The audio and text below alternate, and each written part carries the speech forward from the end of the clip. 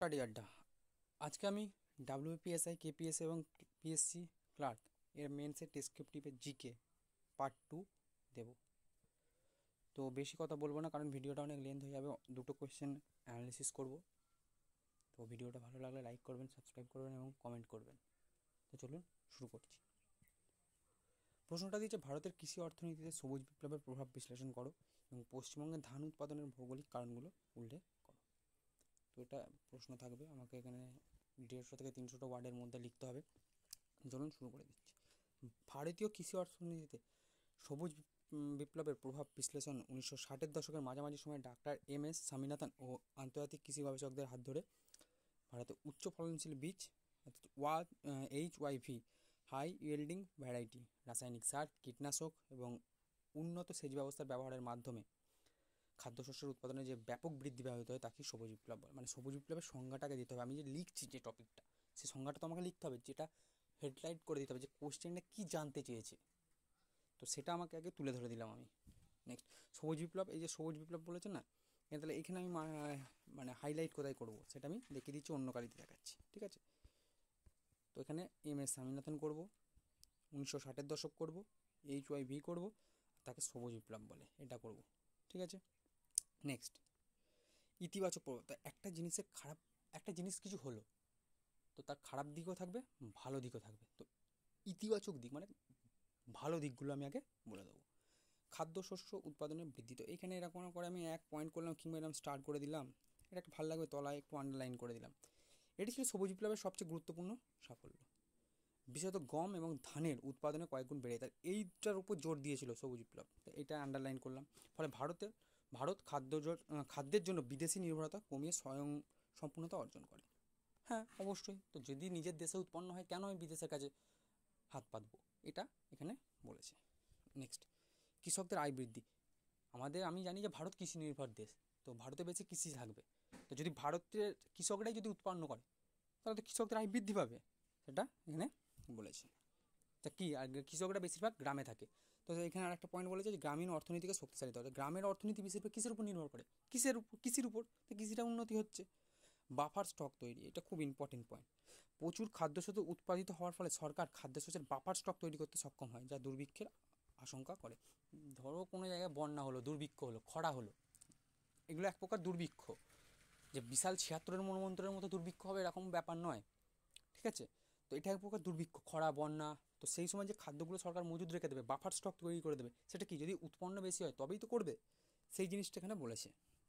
শিল্পের বিকাশ, রাসায়নিক সার, কীটনাশক, কৃষি যন্ত্রপাতি মানে কি, ট্র্যাক্টর, পাম্পসেট, সেচ ব্যবস্থা, শিল্পের ব্যাপক চাহিদা তৈরি হয়।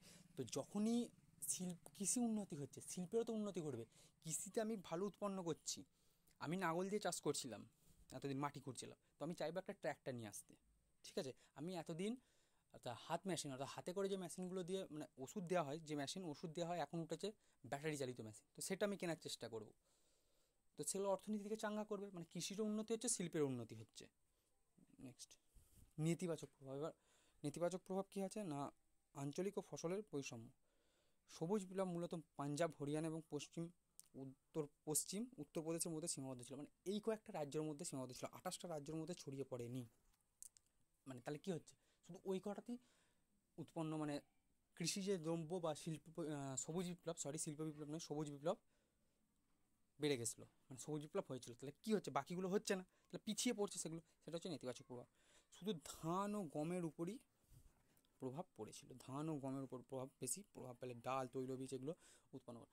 আমি একটা উদাহরণ দিয়ে বলছি, যে ডাল যেখানে বেশি উৎপন্ন হয়, কি আখ যেখানে বেশি উৎপন্ন হয়, তো সেই জায়গাগুলোতে তো প্রভাব ফেলছে না। সেই জায়গাগুলোতেও যদি সবুজ বিপ্লব হতো, মানে সেই খাদ্যশস্যগুলোকে নিয়েও যদি সবুজ বিপ্লব হতো, তাহলে ফসল উৎপাদন বেড়ে যেত। পরিবেশগত সমস্যা, রাসায়নিক সার, কীটনাশকের অত্যাধিক ব্যবহারের মাটির উর্বরতা কমিয়েছে। জানি রাসায়নিক সার যদি বেশি ব্যবহার করা হয়, তাহলে মাটির উর্বরতা কমিয়ে দেবে, জলদূষণ ঘটাবে, কারণ কীটনাশকগুলো ধুয়ে গিয়ে সেগুলো ভূঅভ্যন্তরে যে মাটির যে লেয়ার আছে, সেই লেয়ার, সেগুলো স্তর, বিস্তর, সেগুলোর মধ্য দিয়ে গিয়ে ভূগর্ভস্থ যে জল আছে সেখানে গিয়ে মিশে যাবে, যার ফলে বিভিন্ন রকম দূষণের সৃষ্টি হয়, মানুষের শরীর খারাপ করবে।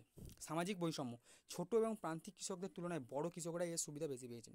এটা তো এখনও হয় যে বড় মানুষরাই বেশি সুবিধা পায়। উন্নত বীজ, যন্ত্রপাতি কিনতে তাদের অর্থ ব্যয় করার ক্ষমতা ছিল, কিন্তু ফলে ধনী ও দরিদ্র কৃষকদের মধ্যে একটা ব্যবধান বৃদ্ধি পায়।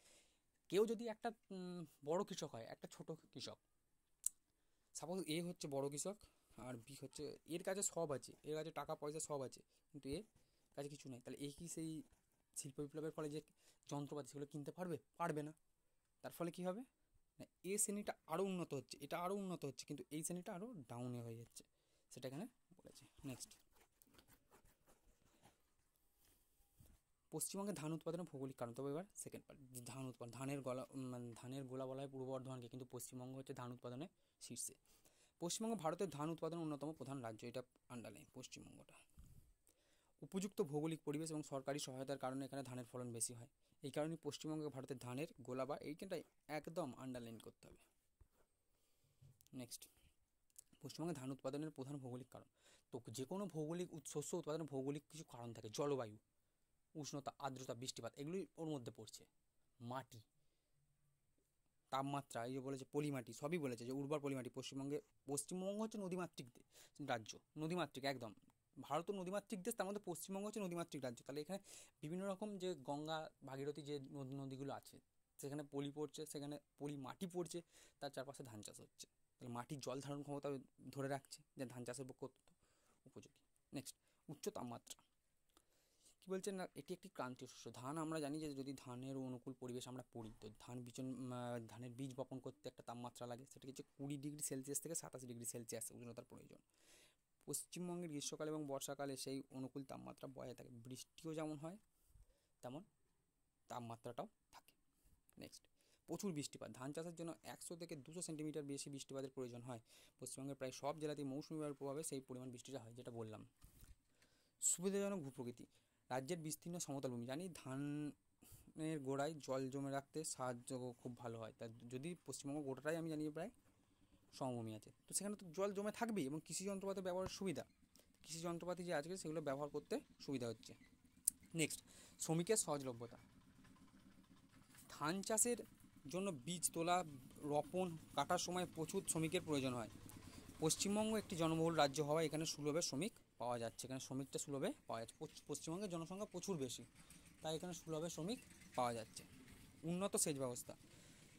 কম বৃষ্টিপাতের সময় শীতকালে বোরো ধান চাষের জন্য রাজ্য সরকার নিয়ন্ত্রিত খাল, যেখানে জল ধারণ করে রেখেছে সেখান থেকে জল তারা দিয়ে দেয়, ডিভিসি প্রভৃতি থেকে জল দিয়ে দেয়, সেটাই এখানে বলেছে। নেক্সট, উপসংহারে বলা যায়, বলেছি একটা উপসংহার থাকবে, তো উপসংহারে কী বলবো, অনুকূল জলবায়ু, উর্বর পলিমাটি এবং সমতল ভূমি, সেচ ব্যবস্থা, যুগপৎ উপস্থিতির কারণে পশ্চিমবঙ্গে ধান উৎপাদন শীর্ষে অবস্থান করছে। তো বোঝা গেল ভূগোলের কোশ্চেনের উত্তরটা। তো আবার বলার কি, ভিডিওটা ভালো লাগলে লাইক করবেন, সাবস্ক্রাইব করবেন, কমেন্ট করবেন, চ্যানেলটাকে শেয়ার করবেন। নেক্সট প্রশ্ন,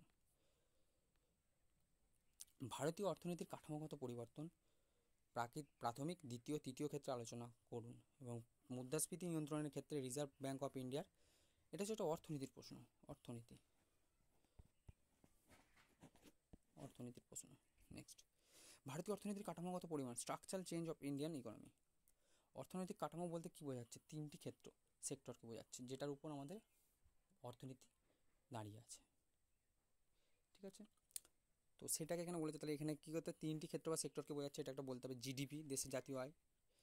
তো নেক্সট কী বলেছে, ক্ষেত্রটা বলেছে প্রকৃতি, জাতীয় আয়ের অবদান এবং কর্মসংস্থার অবদান, এরকম করে যদি লেখা যায় প্রাথমিক ক্ষেত্র, কৃষি, বন, মৎস্য, খনি, জানি কৃষিতে বেশিরভাগ মানুষ চাষ করছে, বনেও তাই, মৎস্য, খনি, মানে বেশিরভাগ মানুষগুলো কী করছে না এর উপর নির্ভর করছে। মৎস্য, স্বাধীনতার প্রায় প্রধান ছিল এটা, বর্তমানে কমে যাচ্ছে, কারণ বর্তমানে মানুষ সরকারি চাকরির দিকে ঝুঁকছে বেশি, ব্যবসার দিকে ঝুঁকছে বেশি, এখনও সর্বাধিক সংখ্যক জনসংখ্যা এই ক্ষেত্রে যুক্ত। নেক্সট, দ্বিতীয় ক্ষেত্র কি, শিল্প, উৎপাদন, নির্মাণ, বিদ্যুৎ প্রভৃতি, ধীরে ধীরে বৃদ্ধি পাচ্ছে শিল্পায়নের হাত ধরে, মানুষ এখন বেশি চেষ্টা করছে যে ব্যবসা করব। নেক্সট, তৃতীয় ক্ষেত্র, পরিষেবা, ব্যাংকিং, শিক্ষা, স্বাস্থ্য, মানে বিভিন্ন রকম যে শিক্ষামূলক যেগুলো আছে সেগুলো এখানে দ্রুত গতিতে বৃদ্ধি পাচ্ছে, সরকারি চাকরি তার উদাহরণ। নেক্সট, কাঠামোগত পরিবর্তন কী হয়েছে, ভারতের অর্থনীতিতে প্রাথমিকভাবে কৃষি ছিল, প্রাইমারি বলেইছি, কিন্তু কয়েক দশক ধরে, বিশেষত 1990-এর দশকের সংস্কারের পর এটি পরিষেবা ক্ষেত্র হিসেবে পরিণত হচ্ছে। এই পরিবর্তন একটি উন্নত অর্থনীতির লক্ষণ হলেও কর্মসংস্থানের ক্ষেত্রে এখনও দেশের জনসংখ্যার একটি বিশাল অংশ কৃষিতে যুক্ত। তো একটা কথা আছে যে কিছু না পেলে শেষ হচ্ছে চাষ, বলে দিচ্ছি, শেষ হচ্ছে চাষ, মানে কিছু না পেলে শেষে চাষ করতে হবে, এটা একটা জনসমাজে একটা কথা প্রচলিত আছে, সেটা এখানে বলেছে। এটি ছদ্ম বেকারত্বের মতো সমস্যা তৈরি হচ্ছে। নেক্সট, মুদ্রাস্ফীতি নিয়ন্ত্রণে আরবিআইয়ের ভূমিকা। এবার আরবিআইয়ের কী ভূমিকা সেটা। মুদ্রাস্ফীতি হলো দ্রব্য এবং পরিষেবা দামের ক্রমাগত সামরিক বৃদ্ধি, এটা আন্ডারলাইন এখান থেকে। Reserve bank of India RBI ভারতের কেন্দ্রীয় ব্যাঙ্ক এবং একটি দেশের মুদ্রা, এটা পুরোটা আন্ডারলাইন, পুরোটাতে এইখান থেকে এটা পুরোটাই আন্ডারলাইন করতে হবে। নেক্সট, আরবিআইয়ের ভূমিকা। মুদ্রাস্ফীতি নিয়ন্ত্রণ আরবিআইয়ের প্রধান কাজ, এটাও আন্ডারলাইন। আরবিআইয়ের 6 সদস্যের মুদ্রানীতি কমিটি, মনিটারি পলিসি কমিটি বা এমপিসি, মূল্য স্থিতিশীলতা বজায় রাখার জন্য একটি লক্ষ্যমাত্র, বর্তমানে 4% +-2, মানে এটা টলারেন্স হতে পারে, স্থির করে এবং সেই অনুযায়ী নীতি নির্ধারণ করে। তো এইখানে একটা আন্ডারলাইন করতে হবে। আরবিআই দুটি প্রধান নীতি আছে। কি? আরবিআই মূলত বাজারে অর্থের সরবরাহ নিয়ন্ত্রণ করে মুদ্রাস্ফীতিকে নিয়ন্ত্রণ করে। দুটি প্রধান নীতি, বাজারে অর্থের সরবরাহ নিয়ন্ত্রণ করে মুদ্রাস্ফীতিকে নিয়ন্ত্রণ করে। নেক্সট, আরবিআইয়ের দুটি আর প্রধান নীতি আছে। আচ্ছা, এটা রিপিট হয়ে গেছে, সরি। Repo rate. রেপো রেটটা কি? এটি হলো সেই হার যে হারে বাণিজ্যিক ব্যাঙ্কগুলি আরবিআইয়ের কাছ থেকে স্বল্প সময়ের জন্য অর্থ লোন, যেটা লোন নিচ্ছে, যেটা সেটাই হচ্ছে এখানে যে হারে নিচ্ছে সেটা হচ্ছে রেপো রেট। তো একটু ছোটো করে নিয়ে এলা দেখা যাবে না। মুদ্রাস্ফীতি নিয়ন্ত্রণের প্রক্রিয়া কি? যদি অর্থনীতিতে মুদ্রাস্ফীতি বেড়ে যায়, আরবিআই তখন রেপো রেট বাড়িয়ে দেয়। যদি অর্থনীতিটা বেড়ে যাবে, কি আরবিআই রেপো রেটটা বাড়িয়ে দেবে। ফলে বাণিজ্যিক ব্যাঙ্কগুলো ঋণ নেওয়ার খরচ বাড়ে, যার ফলস্বরূপ তারা গ্রাহকদের জন্য ঋণের সুদটা বাড়িয়ে দিচ্ছে। যে সুদটা ছিল যদি 5% হয়, সেটা +-2 7% করে দিচ্ছে। এর ফলে বাজারে ঋণের চাহিদা এবং মানুষের ব্যয় করার ক্ষমতা কমে যাচ্ছে, যা মুদ্রাস্ফীতি নিয়ন্ত্রণে সহায়তা করছে। Next, reserve ratio.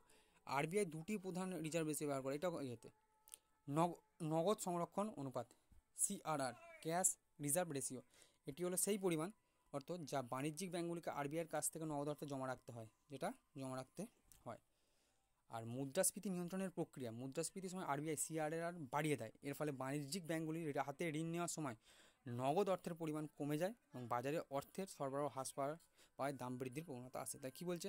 মুদ্রাস্ফীতি নিয়ন্ত্রণের প্রক্রিয়া। মুদ্রাস্ফীতির সময় আরবিআই যে এই CRR, অর্থাৎ এটি হলো শেয়ার যা বাণিজ্যিক ব্যাঙ্কগুলিতে নগদ আকারে জমা রাখতে, যেটা বাড়িয়ে দিচ্ছে, মানে এটা যে নগদ আকারে টাকার পরিমাণটা বাড়িয়ে দিচ্ছে।